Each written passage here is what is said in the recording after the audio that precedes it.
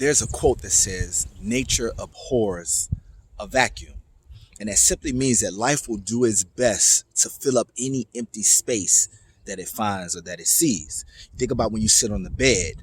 Anything that's on the bed rolls down to you because you've created a space.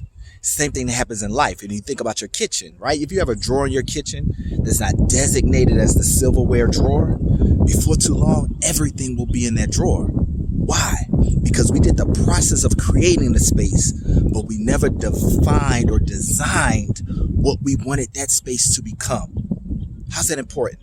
If I go through the work of getting out my bitterness, my unforgiveness, my hatred, my stumbling blocks, my laziness, if I get all that, I do the work of getting that out, but I don't complete the process by designing and defining what I want to be and become, before too long, anything will be in me and I'll become a little bit of everything because I didn't do the other portion of that work. So let's do it together. Let's define who we want to be. We want to be positive. We want to be joyous. We want to have perspective and see things how other people see it.